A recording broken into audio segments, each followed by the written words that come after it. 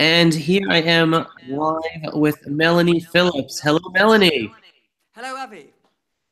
It is wonderful speaking with you again. Once again, we once again we have a week of news items that we all need to get some clarification on. So let's start right away. We have Jeremy Corbyn and the Balfour Declaration. We are now upon the 100-year anniversary for this historic declaration from the British government, 1917. Unfortunately, the British government itself moved away from that just almost immediately afterwards, but that's another story. But here we are, 100-year anniversary, and Jeremy Corbyn does not want to attend a special anniversary celebration for this historic document, I understand. Yes, I mean this obviously is it's the latest development in the ongoing saga of the Labour Party and the Jewish community in Britain, and it's a very unfortunate development to an already very troubling story. The story so far is that the Jewish community is in a fair degree of uproar over what it perceives, in my view, absolutely rightly, as Jeremy Corbyn's very troubling relationship, not just with the state of Israel, but also with the Jews, the Jewish community and the Jewish people. He fails to see a connection between his unreasoned hostility to Israel and his embrace of lies and libels about Israel. He fails to see a connection between that and anti-Jewish prejudice. That's the story so far, and he refuses to deal with members of his party who have come out with gross anti-Israel and anti-Jewish sentiments. Mind that there's an official dinner to celebrate the centenary of the Balfour Declaration in London next month, and he's been invited to attend, and he's refused. Now, at the very least, this is very bad manners, and it's a fairly unprecedented kind of snub. And he's not being asked to sign up to the policies of the Netanyahu government, for goodness sake. He's being asked to come along as an act of courtesy to share in the celebrations of the document that launched the very beginning of the process that led to the establishment of the State of Israel. And by failing to turn up to this dinner, by giving it such a public snub, what Jeremy Corbyn, leader of the Labour Party, is actually saying is that he does not approve of the establishment of the State of Israel at all. That is the inescapable message. Now, that is taking his attitude towards Israel to a new dimension. We can all, some of us have long suspected, quite clear to me and to others, that his hostility to Israel is not just connected to Israel's policies, it's connected to the actual existence of Israel.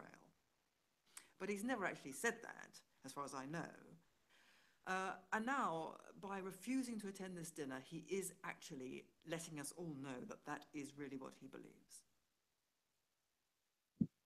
So the interesting thing is, are more people now waking up to the point that you just said, that basically his saying no to just attending a dinner is basically his way of saying that he's against the establishment of the state of Israel? Are people waking up to that point and reflecting upon it? Well, I haven't seen anything yet to that effect, and I would be surprised, quite honestly.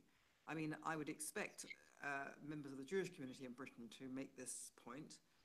Again, they may not, because now, why would they not possibly do that? Because they've sort of given up. Is the short answer to that. They don't really expect anymore. And also, the British Jewish community leadership, as people may know by now, is very timid and does not seek to pick fights unless it absolutely has its back against the wall. In the wider community, in the non-Jewish community, I'm afraid, I wouldn't expect this to cause much of a ripple at all.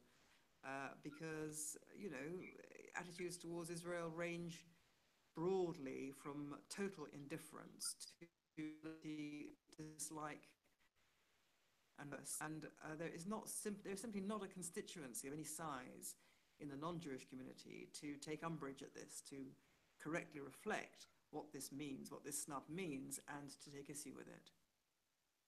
So my follow-up question is, would those Jews and non-Jewish but Israel supporters within the British society be using this as another sign why Jeremy Corbyn and the Labour Party should not be voted upon for the next upcoming election, whenever it happens?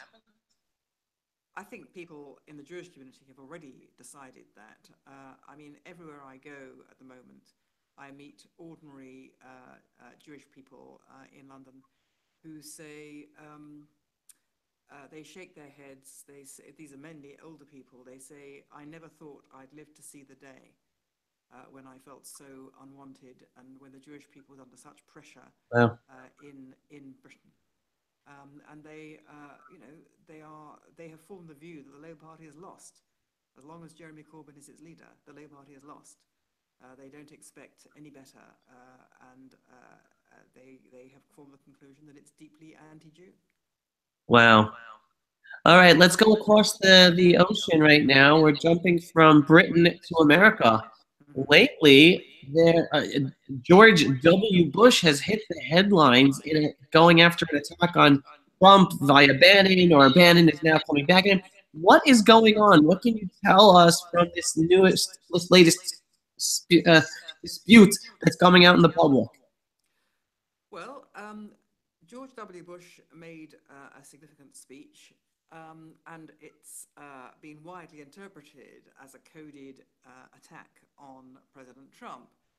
And that's because in his speech, President Bush talked about how about disturbing trends in American society. He talked about how nationalism has mutated into nativism.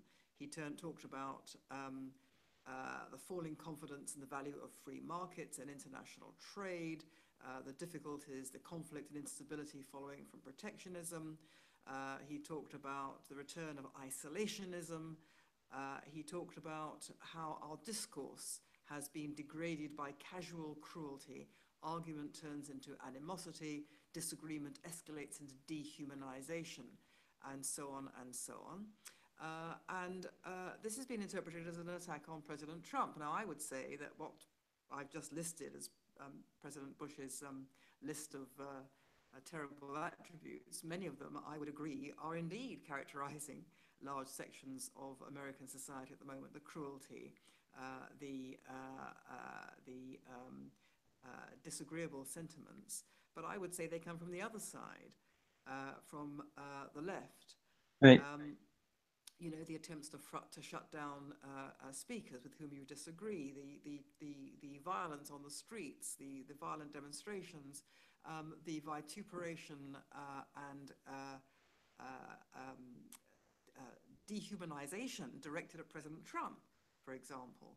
And President Bush doesn't say quite who he's blaming, but it's been assumed, I think quite rightly, that he is attacking President Trump. And what concerns me is that he has identified something which motivated, I think, most of the 63 million Americans who voted for President Trump, which he calls nationalism which mutates into nativism. And this is a very common complaint, that the people who voted for President Trump were all kind of isolationist bigots, rednecks, who this word nativism means that you're sort of ultra-nationalist. You are a kind of bigoted, knuckle-dragging, troglodyte nationalist. Whereas actually, although some of them are, but nevertheless the majority, in my view, are people who simply wanted America to be great again, in that they wanted America to stand up for American values, for basic core American values, for American identity, for American national identity, for democracy, above all, for the rule of law and the Constitution, and to defend America as the embodiment of all those historic principles, to defend America in a way that in recent years America has not defended itself. Now, ex-President Bush went on to say in his speech that America has to rediscover and stand up again for its values. And he lists these values, and they are in themselves entirely correct. He talks about the Constitution. He talks about the ideal of human dignity. But he says this, he says, being an American involves the embrace of high ideals and civic responsibility. Absolutely correct. We become the heirs of Thomas Jefferson by accepting the ideal of human dignity found in the Declaration of Independence. Correct. We become the heirs of James Madison by understanding the genius and values of the US Constitution. Correct. We become the heirs of Martin Luther King Jr. by recognizing one another not by the color of their skin, but by the content of their character. Correct. And then he says, this means that people of every race, religion, and ethnicity can be fully and equally American. It means that bigotry or white supremacy in any form is blasphemy against the American creed. That is correct, but what he omits is that American values based in the Constitution are not a melting pot, are not a kind of mishmash of every creed known to mankind. They are rooted in the Judeo-Christian tradition. They are ultimately rooted in the Hebrew Bible. They are rooted in the Christianity that underpins Western civilization. And the point about being an American citizen is that, yes, everybody can, race, religion, and ethnicity, can become an American citizen, and that is the great value of America, but they have to subscribe to a set of values which are in themselves rooted in Bible and in Christianity. They are rooted in the Judeo-Christian tradition. President Bush doesn't say that. Now scroll on to Stephen Bannon. Stephen Bannon was giving a rip-roaring speech at the Californian Republicans in which he tore into the kind of republicanism that ex-President Bush stands for. And he tore into President Bush's speech and said it was incoherent, didn't understand what he was talking about. And I think absolutely correct, because what Stephen Bannon identified was, for example, the great fight over Judge Moore in Alabama, the Alabama Republican primary, where the Republican establishment fought Judge Moore, and Judge Moore won, much to the Republicans' horror and disgust, because, as Steve Bannon said, the thing that was sort of hurled by the Republicans, let alone the Democrats, at Judge Moore, his crime was to place the Ten Commandments in, I think, a court or some public building. And this was his great crime. This is kind of the evidence of what President Bush would no doubt call nativism. But it's not. This is the basis of the American Constitution. And this is what the left is fighting against. This is what it's trying to destroy, the basis of American and Western society. And this is what the Republicans, in their muddle and confusion and timidity and inability to get the big picture and inability to think in terms of the ideology that has led the West to the brink of cultural suicide. This is what President Bush, in his muddle-headed mind, has kind of articulated. You know, he stood up for all these principles quite rightly. He doesn't understand what they are. And consequently, he's muddling up nationalism and nativism. He's thinking that nationalism is a bad thing. Nationalism is like white supremacism, it's nativism. It's not. Nationalism, in the context of American support for President Trump in electing him, was, as I say, simply the desire that America should restate and defend robustly the principles on which it's based, which are basically Judeo-Christian principles. So it definitely looks like this is a continuation of the redefining of the Republican Party, or a re-understanding internally of what the Republican Party is all about, between the establishment and what Trump/Bannon are about. For instance, I had a conversation just this weekend with someone telling me, and he is a Trump supporter, he was going, Trump's destroying the Republican Party. He was saying straight out, Trump is not going to be able to win 2020. He's destroying the Republican Party. At which I responded, well, if you look, he's not really destroying the Republican Party. He's trying to redefine it because he disagrees with the way the establishment has carried the Republican Party. What do you say about that discourse? Does that make sense? Well, I think it does make sense. I think the thing is, it is confusing and quite troubling because, as you know, as I've said many times, we've discussed this many times, I have great reservations about President Trump, and those reservations are not going away.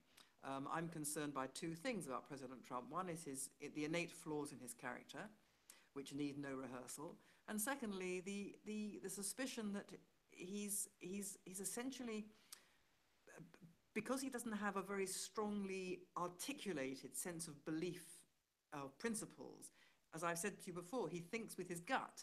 And I would go with his gut most of the time, actually. But because he doesn't think it through, he's kind of prey to all the forces around him that are trying to take him away from the agenda on which he instinctively feels it, and on which he's instinctively in tune with those 63 million Americans who voted for him.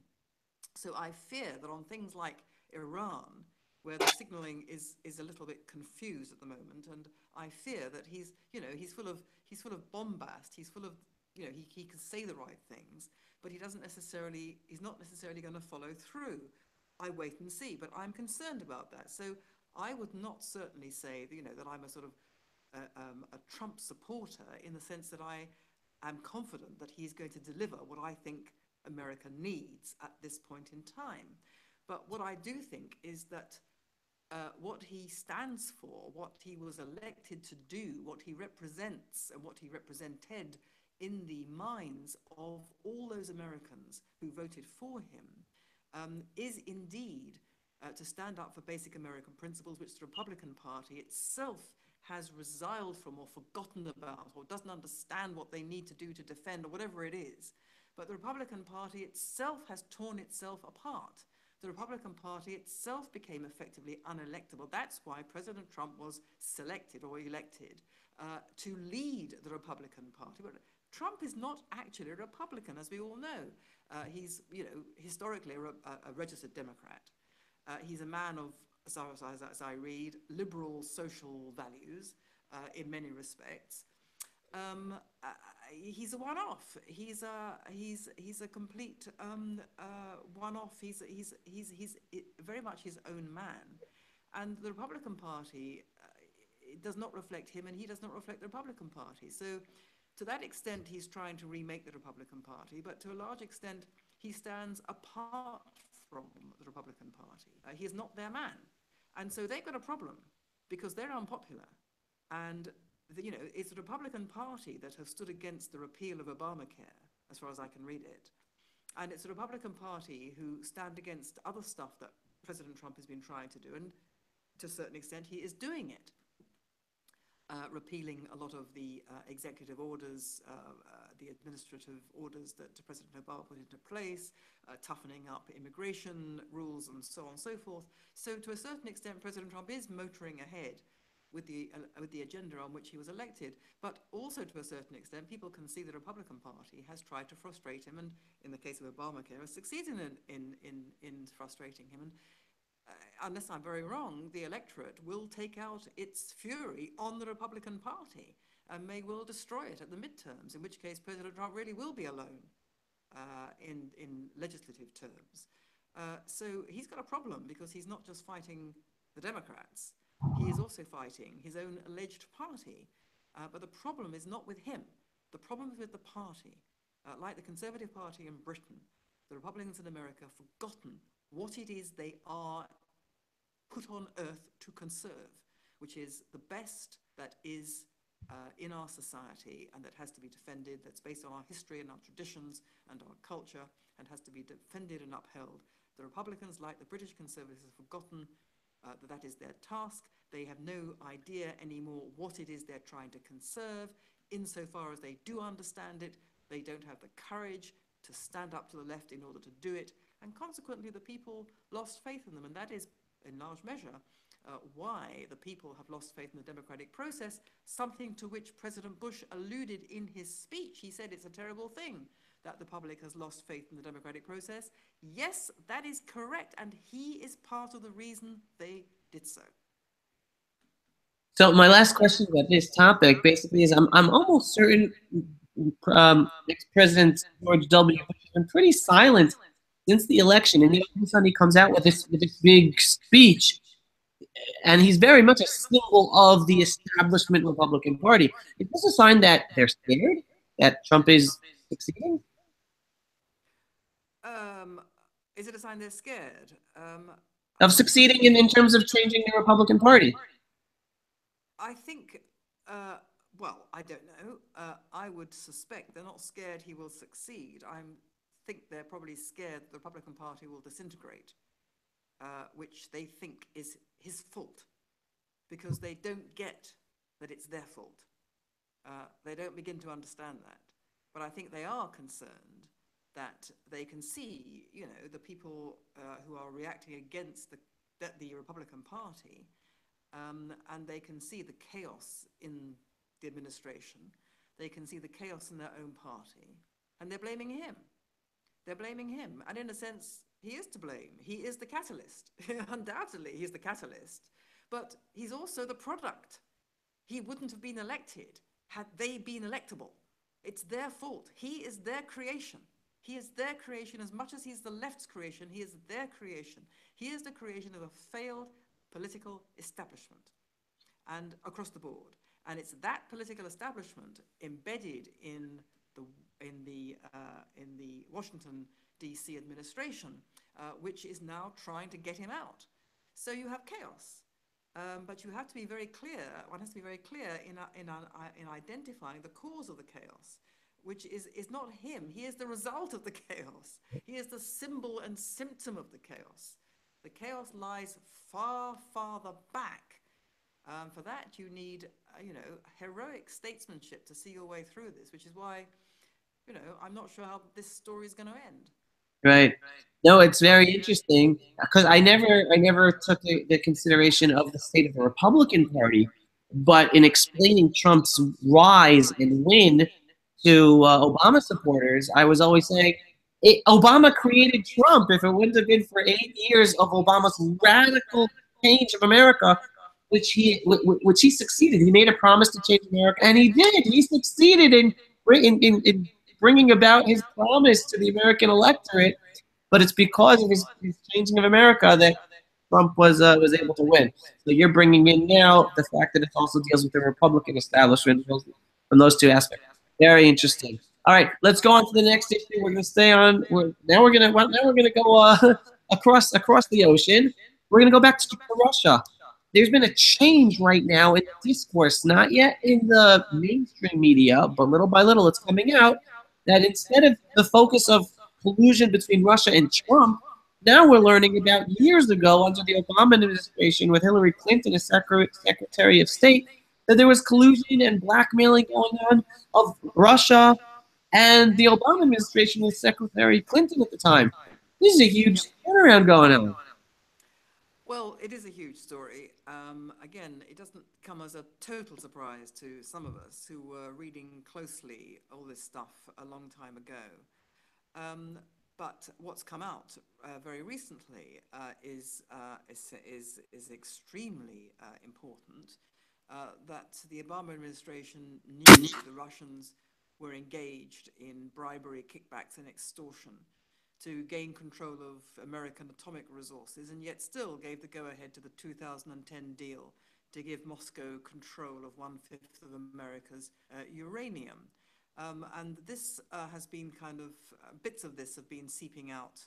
I think there was a book in 2015 which had some of it, but now there's been a report in The Hill newspaper from Washington, D.C., that the FBI in 2009 collected very substantial evidence, eyewitness evidence backed up by documents of money laundering, blackmail, and bribery by Russian nuclear officials, all aimed at growing Putin's atomic energy business inside the United States in violation of the American law, and that Hillary Clinton, for it was she, sat on a key government body that had to approve the deal, although she now claims she had no role in it, and that the Obama administration, who are very anxious, as we know, famously to reset Russian relations. Now we know what that reset actually was. They kept it all under wraps, refusing even to tell top congressional intelligence figures what was going on. So it turns out amazing to relate that the collusion between Russia and America actually took place between the Clinton, the Obama administration, and money channeled into also the Clinton Foundation. So the Clinton-Obama axis, you might say, on the Democrat side, was in cahoots with Putin's Russia. Who knew? Ha ha. Now, this also dovetails with a story that's emerged in the last day or so. That you remember this sensational dossier uh, with lurid and salacious alleged details of President Trump's alleged stay in Moscow and what he did or didn't do with Russian prostitutes, blah, blah. And this dossier was compiled by a former British intelligence agent called Christopher Steele, but it was commissioned by a group called Fusion GPS. And there have been a lot of stories floating around the net in the last few years since that dossier was produced, that Fusion itself had connections with Russia, and that Fusion was commissioned by elements in the Democratic Party apparatus. None of this was shown to be true, but it was rumors floating around. And now we find that Fusion GPS, the group that commissioned this salacious dossier, has gone to court to try to prevent its financial records from being successfully given over. They've been subpoenaed by the House Intelligence Committee. The House Intelligence Committee wants to find out who paid for this report, who commissioned this report, who paid for it, and what are the links between, are there any links between Fusion GPS and Russia? It's subpoenaed the documentation necessary to discover this information, and would you believe it, Fusion GPS has gone to court to try and prevent it from doing so. Now, why would they do that? Were they not desperate to avoid the truth of this from coming out? So it all points to democratic collusion with Russia, which is hardly surprising since it was the Obama administration that wanted to reset relations with Russia. This is not exactly difficult to put together as pieces of a jigsaw, but amazingly, the mainstream media is almost completely ignoring this. Not completely ignoring it, because, when you've got something appearing in the Hill, it's very difficult to ignore, but it's ignored it successfully for years. The attempts by Fusion to withstand the House Intelligence Committee's attempts to subpoena its documents, as far as I can see, it's got very little traction in the mainstream media. The whole Clinton-Obama links with Russia are still receiving relatively little. The links between the Democrats and Russia are still receiving relatively little attention. I mean, if it was the other way around, if it was the Republicans who were shown to have had this degree of collusion or be suspected of this degree of collusion with this degree of evidence, you can imagine there would be an absolute firestorm going on in the media. We would be reading about nothing else. And of course, this is all in the context of the allegations that it was the Trump administration or the Trump campaign which had connections with Russia, the truth of which we have yet to discover.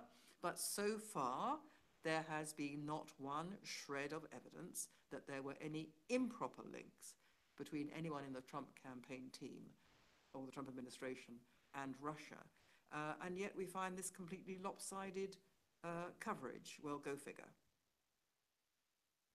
It's just interesting time-wise. I mean, coincidence, possibly, but here just last week, 2 weeks ago, we're dealing with the Harvey Weinstein incidents in Hollywood.